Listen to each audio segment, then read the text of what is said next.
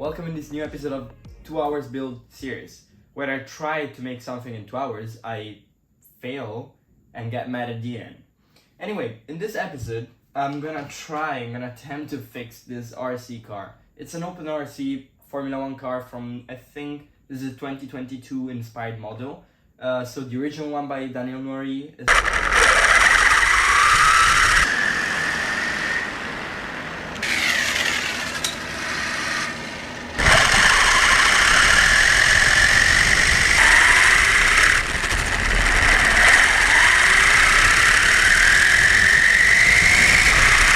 from 2016, 2015 you find some versions. Anyway, this is an upgraded version 2022. Yesterday I looked up online, turns out there is also a 2023 car out there. There are some minor fixes, not many differences though. This is a very old project. I started 1.5 years. I printed everything, I tried it and it worked for like 15 minutes. Then it broke off, I didn't ever have the time to fix it. I just put it in a corner and forgot about it. Now, this series, as you know, is a great chance for me to finally wash my dirty clothes. And thanks to Fnirsi today, our today's sponsor for this video, they were kind enough to send this nice multimeter, which we're gonna unbox and review at the end of this video. I finally got the chance to make a sponsored video and to find an excuse to finally fix this car. Anyway, the problem with this car is, well, mostly this gear here. It was printed out of PLA, like really bad PLA, and it just broke off after 15 minutes. This thing is supposed to be metal. Now I'm gonna try to print another one, this time 100% in fill, and with a better printing profile, again in PLA. Hopefully it's gonna work. It would be better to print it in PETG, maybe even ABS. The perfect application for this kind of things is those engineering filaments, those like carbon fiber reinforced filaments that I constantly see people misusing online. Other problems that I find with this model specifically, well, the fact that the tires are printed in TPU, which, yes, it's a really nice and squishy material, especially if you don't put any infill. But the problem is also has basically zero grip, as you can see here. This thing, together with the fact that it doesn't have any differential, makes it super easy to turn and to spin. And that's not what we want in a Formula, like in a replica of a Formula 1 car. So tires would be a nice upgrade. The better thing to do would be to just go online and buy a new set of tires. Problem is, in Italy I couldn't find any, in my area I couldn't find any reseller to just go and buy off the shelf, like on the counter. I didn't really find anything online, or anything online that wasn't extremely expensive, more than it should be. I tried AliExpress, nothing there as well. And just importing it from United States, or even worse from Japan, would be a nightmare, both for time and money constraints. So I just printed out in TPU and hoped for the best. It didn't really work. I'm pretty sure though that if we print a differential, it would make things significantly better. And also if we chose a better surface than my backyard. The smart thing to do would just go out, buy one, maybe print another one, try to print a differential. Another really nice thing that I would like to do, but I don't think I'm gonna have space because this thing is cluttered inside, would be to put this FPV kit that I have laying here. I've only used it once on a rocket and never again. This thing is perfect, it works just fine. It's an analog, very cheap, the cheapest I could find on AliExpress. But the problem is, it would fit on the outside, but the whole antenna would go out significantly. And the other problem is, this thing here is XT60 connector. This one is definitely not an XT60 connector, which means that either I would need to make an adapter, which I'm not going to do in 2 hours, and I don't have the materials for, or I can use this other battery that Zwaytronic sponsored a few years ago for my rocket project. And this is a 7.4 volts, which is perfectly fine with that thing. Problem is, it's one more battery that I don't know where to fit in here, because this thing barely closes already. There's absolutely no space, so I don't think we're gonna be able to do so. I'm still gonna try, because it would be nice to have an FPV version. Now, to the list, I'm gonna take out the tires, and the reason is I'm planning on redoing this whole thing from scratches. A little bit because I want to have like a CAD exercise, you know, this is like thinking plus. It's like building Legos, but you get to build your own kit and assemble it and then try it. It's a nice project, it's easy, and it goes fast, so I mean, it's exciting, perfect kind of thing for an engineer on vacation.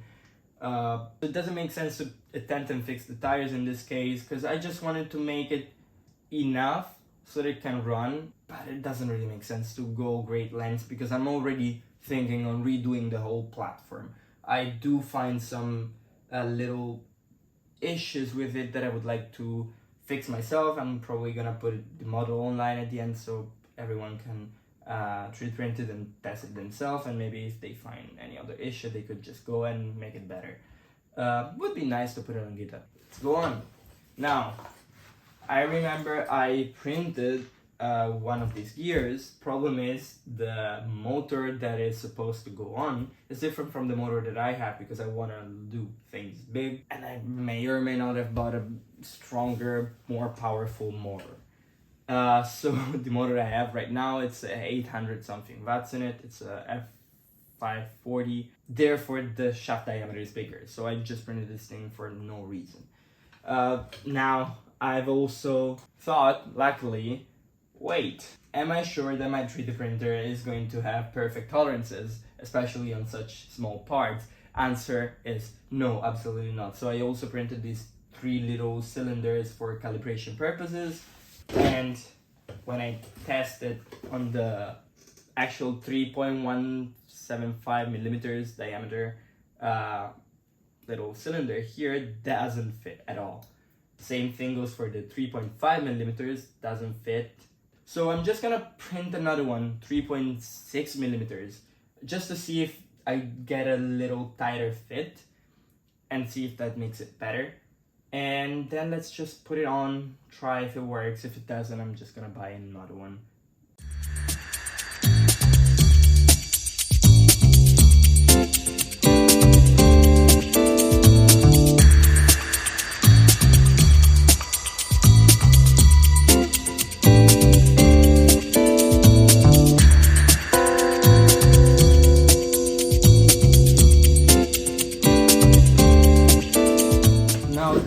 Opinion, we tested it, it does fit.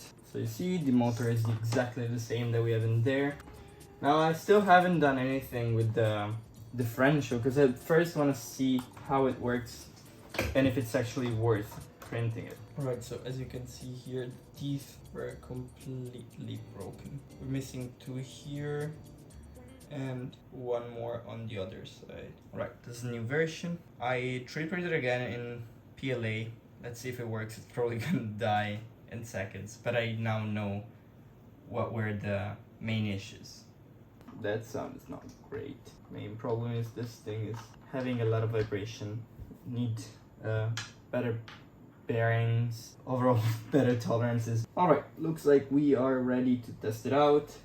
Also, there's a little problem with clearances here. Another problem with the steering not being extremely precise. Again, better bearings, better tolerances overall. Sturdier brackets definitely is a good one. This thing can definitely be made out of metal, which would be even better. And since I now have a laser engraver and yeah, video coming soon, would be nice to try out something for that. Anyway, let's put it back, see if it works or if we do need the differential. In the model that I'm gonna be making for myself, I'm definitely gonna get like all the measurements and check for fitting before, and also I'm gonna make it slightly bigger to fit all the electronics in there. Now let me go grab the remote. There we go, remote is here. Alright, I'm sorry for the noise. Go channel 3 then. Perfect. Again, the steering is not perfect. I'm sorry for the noise. As you can clearly see here, when I turn left, it just stays left. When I turn right, it goes kind of back in position. I'm probably gonna keep doing this. There is a lot of backlash here. Again, the system and the entire system works by just having a little metal rod and a 90G servo motor. It's not the best, but it is what it is. Again, we're gonna make this entire thing from scratch. Okay, I definitely need to quickly change the setting here. Menu, setup, reverse, channel 1 reverse, no, channel 2 reverse. Okay, yeah, now we're good.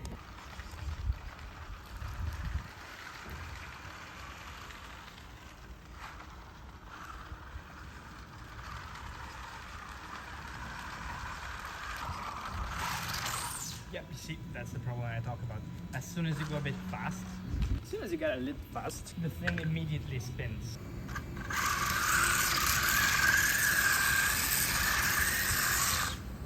Yeah.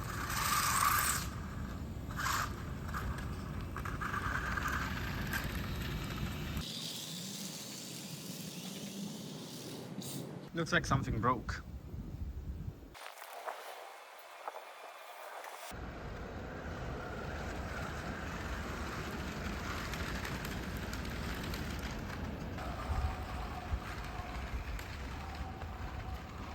Thing is, it does have a top speed. The problem is I couldn't quite get there because it keeps slipping around.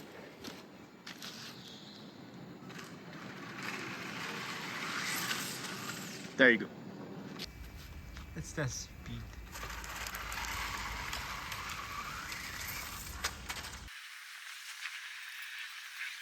Well, it broke again, but this time not the part that we fixed. What I mean is the entire axle broke, in the sense that this has too much play. As you can see here, it's too much play. This thing came loose somehow, probably lost a screw down here. Yeah, exactly. Also here. So this entire thing came loose.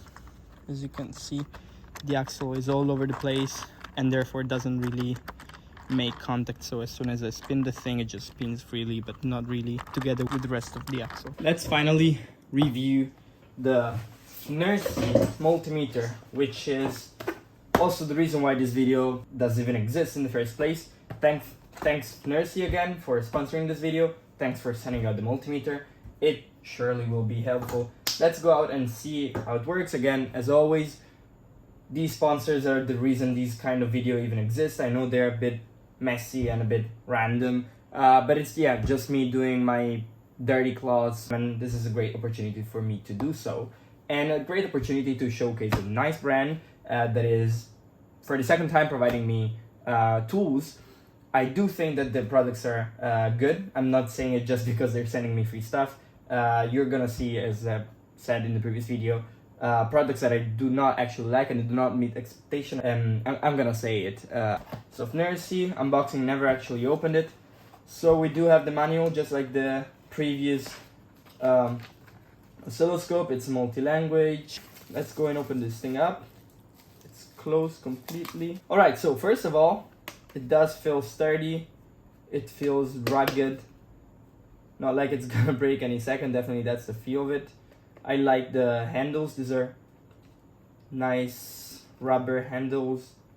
It does have the stand so that we can put it. Nice. Let's unbox it in a second. Let's see what's in the box. USB-C charger and the classic probe. This video, as I said before, is not really a deep review. There are other channels, other videos online doing just that. I'm not getting paid to do these reviews. If the product sucks, I'm just gonna say it sucks. So far, Fnirsi always gave me a good impression, and I mean, this was my previous multimeter, so it is a big upgrade for me. This thing is basically from prehistory. This thing is probably more than enough. So let's quickly go through what's in here. Long press to turn it on. DMT-99 from Fnirsi. We are currently in the auto mode, so it's gonna automatically detect what we're trying to measure. We do have mode selections. We do have regular, recording, and monitor. Threshold settings, we're gonna go through that in a second. History, record, system settings. We do have one more theme. I think it's nicer. It's a yellow kind of theme. Reset and about. So long press again, we go back in the previous setting. So for this thing is about $50 on Amazon. You can find it on AliExpress if you just wait 12 days approximately. I think I received it in less than 12 days. Europe, Italy. You can find it for about 30 euros. So definitely a good price for a multimeter, and we're gonna see in a second that this thing is really capable. Now, in this case, I just need to check the voltage of a battery, which is what every multimeter should be supposed to do. We're gonna go through it. So we get 11.52 volts in there. Let's also check cell by cell. I received this battery yesterday, so I didn't know if they're really charged or if I needed to charge. So we should get 11.5 again, perfect. This battery should be rated for 11.1, so it's more than enough. 7.6, yes, and 3.8. So let's also quickly test the other batteries. 11.51 again, perfect. 7.6, 3.8, fine. Now, as I said, everything looks good. If we press here, we have amps, milliamps, and then amps DC. Then we have milliamps AC and amps AC again. We have 5 buttons. We have the hold button, so as soon as we measure something, let's say for example here we can measure, we can hold it in there, take off the probes, we still have the reading. So this is nice. Resistance. So let's quickly go through my super cheap resistances, which are nowhere close to be precise, but again, these are just Arduino THT resistors. 100K for example, let's see if we get even close to that. 99.9, that's good enough. Again, this thing have like plus minus 5% error rate. 1 million, perfect. And 1K here, yep. 220, yes.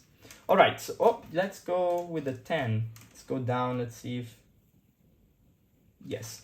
So in every range, it looks like it's picking up good. Let's now go into diode or continuity mode. Let's first check any diode. Should be around 2.2 volts for the green one, if I remember correctly.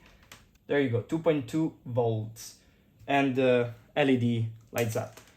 And the same should also be continuity. As you see here, it's very quick. Again, a big upgrade to what I had before. Every time I had before to wait like 3-4 seconds to see, and when you're doing PCBs and you're checking every little pin if there is any continuity after soldering, that is a pain. Let me also take a live thing here. NCV. Yes, it does pick it up. That's good. All right. So now let's quickly go through all the possible settings. And we do have nice features, which is actually my favorite feature about this thing, and it's the recording possibility. So as soon as we go here, we do get this nice graph.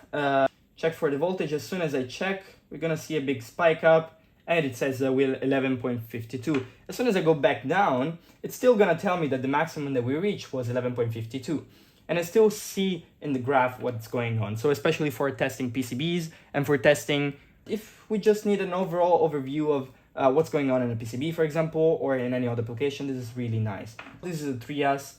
So we're gonna have 3 different readings, 11.52, 7.685. I'm gonna keep it there for a second so that we see the nice little step.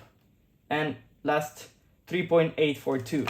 So as you see here, we do see the drops. We see the 11.52, we see the 7 point something, and the 3.8. Same thing goes with every other possibility. So we can check, for example, for resistance. We go with 10 ohms here. We get the 10.10 ohms. As soon as I go to 330, we should see a big spike up. There you go, with this big spike up. Now, of course, with the 100K, those 330 is gonna be basically nothing. We have a even bigger spike up, but we still do see a little difference in there. And as soon as I go with 1 million ohms, of course, we get the number. Another one that is really interesting, especially for electricians, is the monitor feature. As soon as we go in the monitor feature here, we can set a threshold from the menu. And I can give you a quick example of what happens when we do this. We see here now that we have this sorta gauge, like car rev gauges. So it's gonna beep as soon as I touch here. And it says, hey, we're 11.5. You set the maximum to 10, which means that if I am checking, for example, for a PCB and I'm checking for voltage differences for every pin, I can just forget about the reading. I maybe not even look at the read, and I'm just testing it out and see every time I go over 10, it's gonna beep and it lets me know. Then I can try and do something else and check, just like continuity mode. All right, so let's draw the conclusions. I think this was neither a success nor a failure. For a 2 hours build, we fixed the thing, we made it run.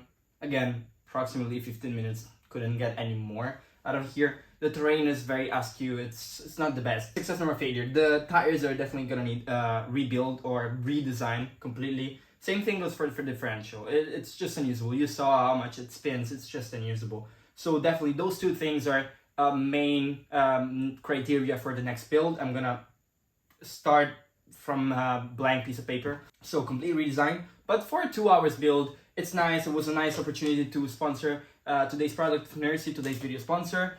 And really nice multimeter. It works great.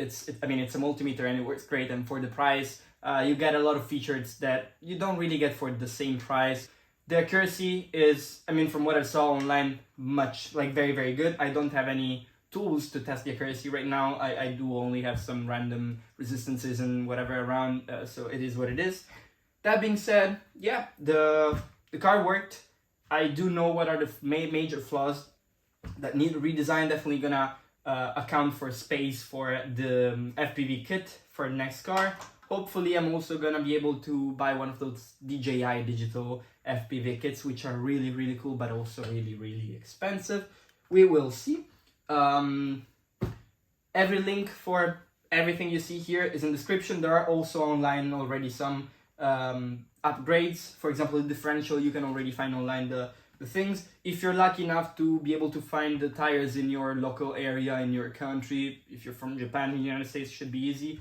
Definitely get those because they're probably a game changer. Definitely try the car in a better terrain. That is not basically what I have done here. Yeah, that's pretty much it from this video. It was a 2 hours build. It was a nice opportunity to showcase the tool. It was a nice opportunity to do my homework, do all the things that I had laying around, but I never really had the time to finish. Thanks again for watching until here.